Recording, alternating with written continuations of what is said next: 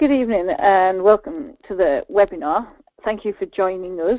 I'm going to talk this evening about feeding the suckler cow, and hopefully it will give you some food for thought as we go through. There are various considerations that we're going to look at this evening. One is, have you got autumn or spring calving cows? Because it is going to vary as to how we feed them depending on what stage of production they are at. One of the key things for that is body condition scoring, so I'm going to cover a little bit on that. And then we'll look at the feed requirements and some of the diet options that might be available or you might consider on farm. So what are the target body condition scores for cows and heifers? Well, for spring calving herds, at calving we're going to be somewhere around about 2.5 to 3, hopefully rising up a little bit for service. By housing, there is a fair chance they may have put on a little bit of condition, depending on how the grazing season's been. With autumn calving herds, because they're calving at the end of the grazing season, they're likely to be in higher condition at that point, but the target's going to be around about 3 again at calving. They may lose a little bit, but we really want them back up at that 3 for service, and then by housing they'll still remain at that 3, and the ideal is that we try and maintain them through the season. In an ideal world, they'll never change more than half a body condition score all the way through the season. So we need to try and target it as closely as we can to meet that requirement. Okay, so if we're looking at body condition scoring, cows tend to gain condition cheaply at grass, but then lose it during the winter. That's fairly sort of standard depending on obviously our grazing and our forages, but that's a fairly sort of bog standard way of looking at it. We might have very fat cows at calving. Unfortunately, that's going to mean there's increased risk of calving difficulty, and in an ideal world we want to avoid that. We'll also see problems with very thin cows, which might mean that we get calving difficulty, but very thin cows are also going to struggle with poorer quality of colostrum, poor absorption of antibodies, and so poorer transfer of those through to the calf. They'll have delayed return to estrus and more likely to have a lower conception rate. So really, trying to maintain them around about that body condition score of 3 is really what we need to achieve. One body condition score works out around about 13% of cow live weight. So that's about 80 kilograms on a 650 kilo cow. And in an ideal world, if we haven't got a full group of cows that are around about the condition score we want, we should group them by that condition score to manage them better. We've got to remember that pre-calving nutrition starts 4 months before calving and not just in the last month. And we've got to get the cows into the right condition, but that's got to be gradual, and we've got to think about it well in advance of calving time. We don't want large swings in condition loss or gain, and it's got to be a small change, but it's got to be done gradually. If we've got first calving heifers or thinner cows, can we give them preferential grazing or can we give them preferential feed over the winter? These animals still growing, may need to put a little bit more condition on, so we need to target these animals correctly. We need to avoid any major diet changes in the last third of pregnancy. As we get closer to calving, in that last third, we really don't want to suddenly be changing them either lower plane of nutrition or higher plane of nutrition. If we suddenly reduce the feed for these animals, we're going to reduce the quality and quantity of colostrum and milk that they produce. And we could end up with a weaker calf at birth. If we suddenly try and increase condition in this last part of pregnancy, then we're likely to end up with bigger calves rather than fatter cows. The body condition score affects the calf immunity. So we're aiming for a target condition score of 3, and that's going to mean that our immunoglobulin levels really meet the requirement for that calf. The IgM levels, they're basically the antibody that's there first. That's what meets the infection when an infection first comes into the body, and it'll be there in the lymph system and in the blood. The IgG basically is found in all body fluids and protects against these bacterial and viral infections. And both of these are really important, and we often measure IgG levels in calves in colostrum after birth or in the calf itself, just to make sure that we're actually targeting where we want to be. Feeding the cow is going to affect that calf. So the more colostrum these cows produce and the better quality that colostrum is, then the better the calf's going to come out, the better immunity the calf's going to have, and the better the calf's going to grow. So silage is going to always give you a little bit more colostrum, but it's going to also increase the IG concentration because it's higher protein, it's higher energy, it's going to drive through to what the calf's producing. On a straw diet, we're going to struggle, so we're going to have to supplement to meet that. So we need to make sure that we are ready for this and we target it correctly. Our body condition score at mating is going to influence what happens in subsequent calving interval as well. So the leaner our cow is at mating time, the longer she's going to take to get back in calf, and so our calving interval is going to be longer. And obviously we need these animals as tight as possible to keep everything working correctly on a suckler unit. We want them to calve and have a calf a year, and that's not going to happen if we don't manage this. We might use weaning to manage body condition score. Weaning is a great tool for managing condition. If we've got cows that are a little bit lean and we can take the calf off, then that cow's got more chance of putting some of that condition back on. It's going to influence that current suckling calf. If a cow's a bit lean, it may not be producing enough milk to sustain that calf. So we may creep feed, which helps that calf. It'll also help the cow then maintain the fetus inside, and also then ensure that she calves down next time in the right condition to get back in calf again. So if we just look at this from some figure point of view, from a feeding point of view, body condition score at calving is a major determining factor for the onset of first ovulation. Thin cows take longer to resume cycling and to come into heat. Fat cows are going to have more difficult calvings, and they take longer to get back in calf as well. If we look at autumn calvers that are cycling at turnout at different body condition scores at calving, how do we get these cows cycling? How do we get them working properly for us? If they're thin at calving, but we don't feed them anymore to try and help their condition, so after calving when they're producing milk, they don't increase their condition, then we're only going to potentially have 50% of them cycling. If they're in good condition at calving, around about body condition score 3, our target, and they're still just getting a low feed level, we will manage to still get a fair quantity of them back in calf or back cycling. If we feed them a higher feed level, even thin cows are going to benefit. They're going to increase their percentage of chance of being cycling and getting back in calf. And the same with the fit cows. If we feed them then to meet requirement, then we're going to help them and make sure that they get going properly and get back in calf. So feeding considerations, if we look at this, we look at heifers suckling calves on winter rations, they've still got to grow. So first calved cows with calves at foot on a winter ration have got to never be allowed to lose weight. They've got to still grow as well as produce milk and get back in calf. A 650 kilo cow producing 5 litres of milk per day requires at least 30% more energy than when she's dry. So we've got to make sure that we meet that energy requirement so that these animals can keep going. And if we are struggling, well, it's nutritionally more effective and cost effective to creep feed the concentrates directly to the calf than to feed the cow for increased milk production. Feeding the cow, we've got to meet maintenance requirements and pregnancy and milk production before we even get to helping condition if she's a bit lean. Whereas feeding the calf, whatever we put into the calf is going to be returned back out in growth. If we're going to alter condition score, we should always aim to do it gradually. We should always try and do it in mid-pregnancy, not late pregnancy. If we suddenly start cutting diets or putting them on a straw diet in the last 6 to 8 weeks of pregnancy or the last third of pregnancy, then we're going to have a real problem with colostrum production and colostrum quality. But if we try to increase or decrease body condition score in the last bit of pregnancy, we're either going to end up with bigger calves or poor colostrum quality. So we've got to make sure that we do it slowly and we do it at the correct time. One of the biggest influences on fertility and on calving ease and management with these body condition scores depends on the dry matter intakes round about calving.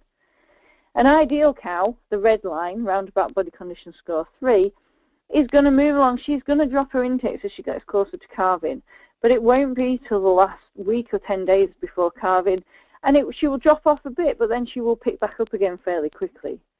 If we've got a thin cow, she's going to go a lot longer eating until she gets closer to calving, but then she's going to drop sharply. And that sharp drop is going to mean that she drops further, and it's going to take her longer to pick back up and get going. So therefore, she's going to struggle to produce milk as well as she could do if she'd been in better condition. Conversely, a fat cow starts to lose intake a long way out. They start to feed off their own backs a long time before calving. At least 2 weeks to 20 days, 3 weeks before calving, they'll start to drop intakes. And because of that, they drop their intake a long way, which predisposes them to a lot of other problems, some metabolic diseases or energy deficiency round about calving, and they can really struggle then to get back in calf. Okay, so if we look at the main requirements of these cows, well, we've got to meet their maintenance requirement.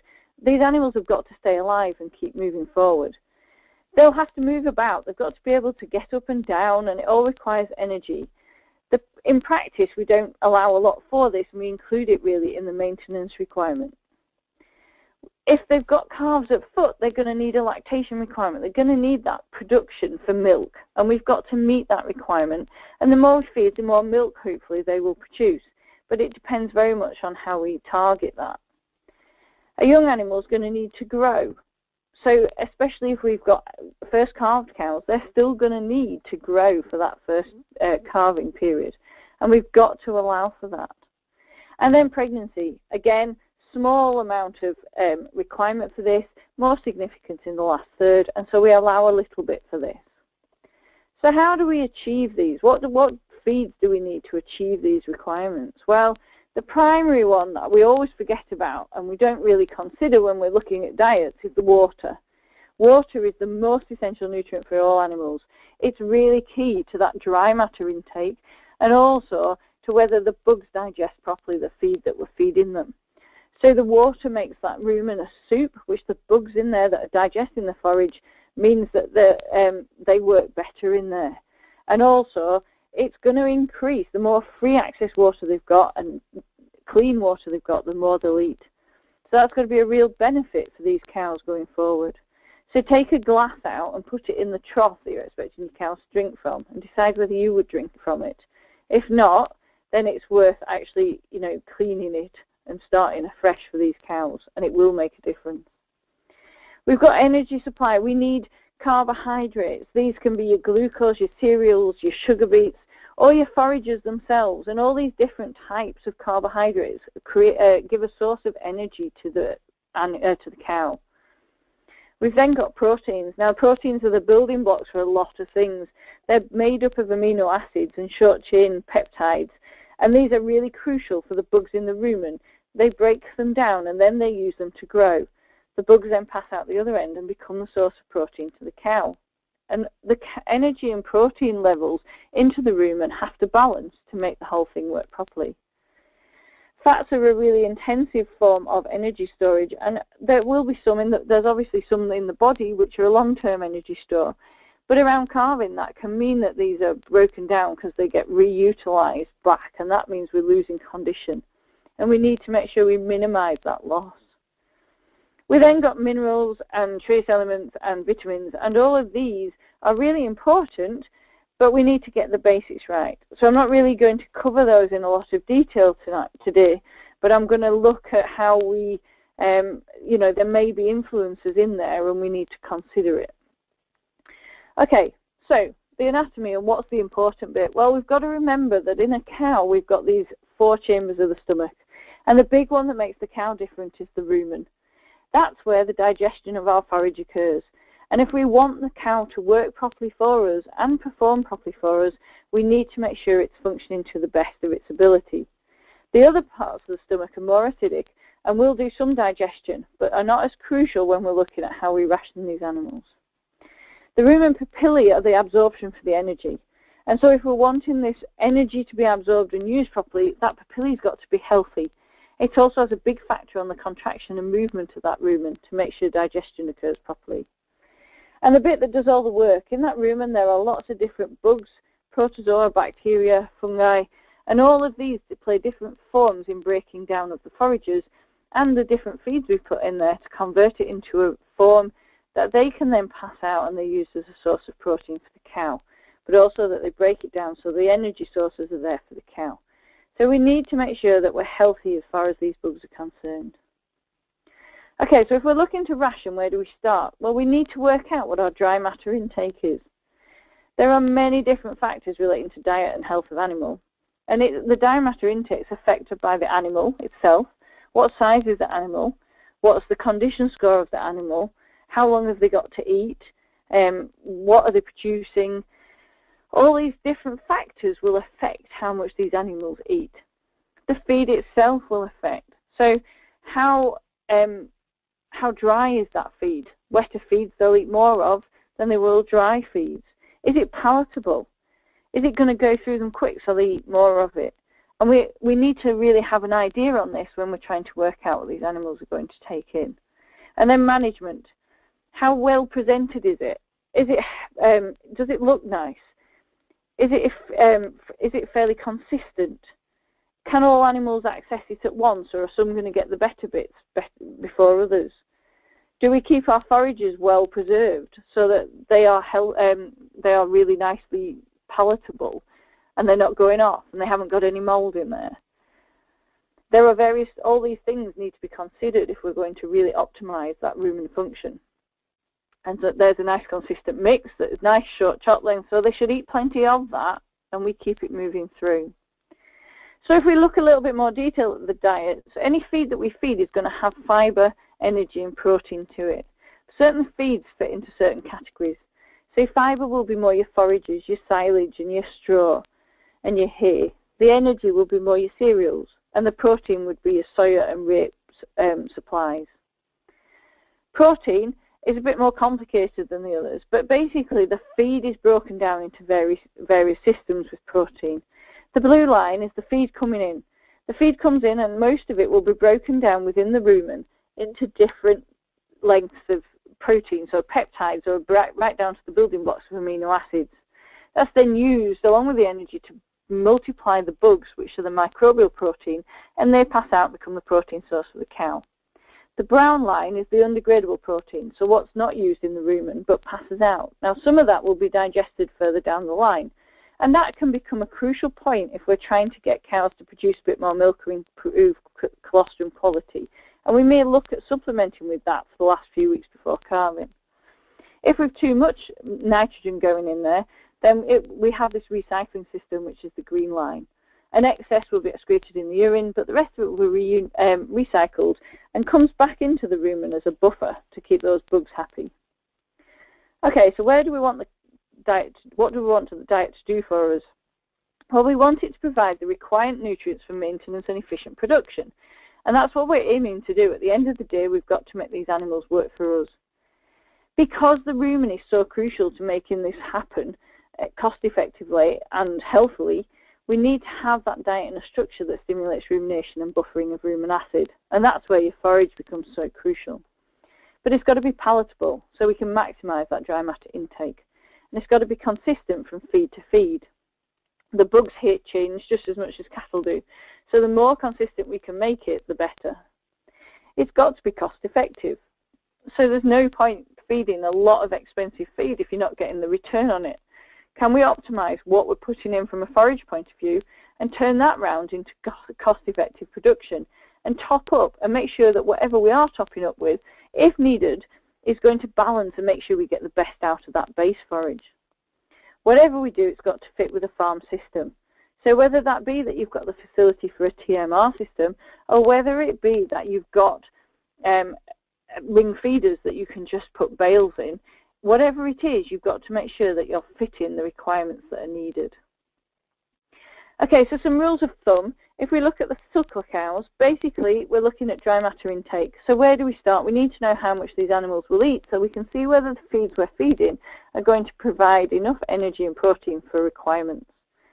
So a dry cow is going to eat about 1.8% of her live weight, and cows with calves at foot will eat somewhere between 2.2% to 2.5% of their live weight, depending on their level of production. So the higher the milk production, so nearer 6 weeks post-calving at peak yield, they'll eat nearer 2.5% live weight, whereas once they get back in calf and the milk yield starts to drop off a little bit, that'll drop to that 2.2% of live weight.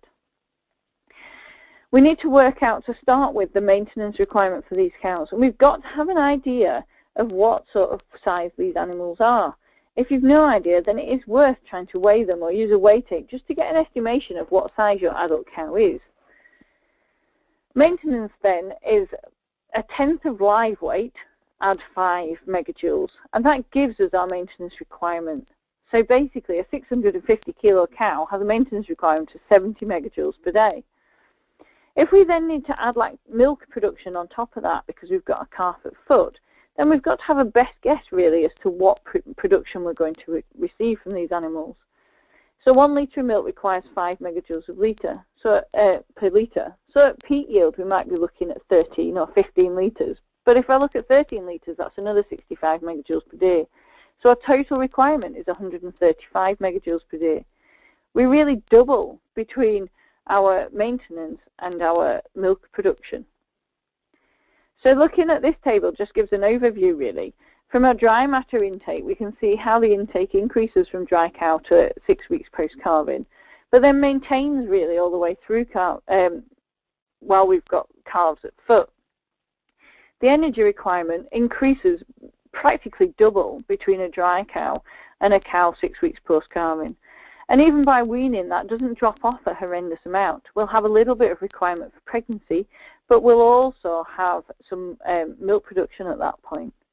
And the protein level, in a dry cow, we don't need an excessive amount of protein. But as we get through to peak yield, that protein level needs to increase. And again, that stays up fairly well while calves are at foot. So if we look at a couple of examples, I'm looking from a pre-weaning cow here, thinking, I suppose, really about autumn cows, spring cows coming in with calves at foot. And we might not wean at housing, we may keep the calves on. So how do we manage them? Well, we've got a 650 kilo cow. So dry matter intake at 2.2% of that is going to be around about 14 kilos of dry matter. The energy requirement then, we do that maintenance requirement, so 0.1 times 650 gives us the 65, and add the 5 megajoules, which gives us 70 megajoules in total. If we say that lactation, we need 5 megajoules for 1 litre, maybe at this point we've started to reduce the amount of milk we actually need. So for 5 litres of milk, we're going to need 30 megajoules. That's not right, sorry. 5 litres of milk, we're going to need 25 megajoules, so it's going to be 6 litres of milk we'll get for 30 megajoules. So if we add that together, and we've got a small requirement for pregnancy of about 5 megajoules, the total requirement that we're going to need is a minimum of 105 megajoules. And again, it's very dependent on the milk production. We're going to look here at about 12% crude protein. If we've got a grass silage of around 10.5 megajoules and 12% crude protein, we're going to work out whether we can actually meet requirement at that. So 14.3 kilograms of dry matter at 10.5 megajoules will give us 150 megajoules. And again, because we've got that silage, just the diet of 12% crude protein, we know that our overall diet is going to be 12% crude protein. Well, our requirement was a minimum of 105, so we know we're more than producing enough energy from that silage to meet requirement for these cows. If we're not producing enough milk out of these cows, they'll start to put condition on because they're getting more energy from that silage than they're going to use. But again, it depends on individual intakes, and so we need to watch the condition of these cows and need to look at possibly whether we need to creep feed the calves or not. We probably don't at that level, but it may help the calf when it comes closer to weaning, and we need to consider that. If we look at the dry cow, and again I'm going to go with a 650 kilos cow, at this point they're going to eat 1.8% of live weight. So this would be a spring calver after Christmas. We've dried her off, ready for calving again in the spring. She's going to now eat around about 11.7 kilos of dry matter. The energy requirement is maintenance. So same as the previous slide, we've got to look at that maintenance, and that's only 70 megajoules. She may have a little bit of requirement for pregnancy. So in total, really, we're looking at 75 megajoule requirement. It is really, really difficult to get this low. I think this is the hardest diet to try and ration for. If I use here 8.6 megajoules and 11% crude protein, along with straw, which usually comes out around about 6 megajoules and 3.5% crude protein, 7 kilograms of dry matter of hay and 4.7 kilograms of dry matter of straw comes out at 88.2 megajoules, which I only need 75. We're only going to be at 8% crude protein, which early dry is going to be fine, but it may not help us as we get close to calving. So again, we need to monitor condition and make sure we're not putting condition on at that diet. We need to consider our protein supplementation as well as we get closer to calving, and we might need to just lift the energy and the protein in the last couple of weeks to make sure we get good colostrum and milk production after calving. And finally, we've got a lactating diet. So this is your autumn calving cow coming in with a new calf at foot, and we're trying to get these animals back in calf as well as produce milk, and we're trying to keep their condition as well. So again, I've gone for the same size cow. She's going to eat a bit more at this point, so she's going to be up to 16.25 kilograms of dry matter, which is 2.5% times by that to 650 kilos. Her energy requirement, again, we need that maintenance requirement 70 megajoules. If we say we've got around about 14 litres, we're looking at 70 megajoules for milk. So that's a total of 140 megajoules. So we've suddenly got a bigger increase or a bigger requirement for energy. And a minimum of 12% crude protein is what we're going to be looking for to keep these cows producing milk.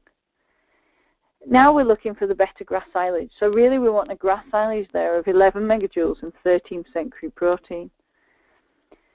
That's going to give us, at 16.25 kilograms dry matter, that's going to give us 178.75 megajoules of energy. If we can achieve that, hopefully the outcome from that will be that these cows will just produce more milk. It may be they start to build up a bit of condition again, which will be ideal ready for service.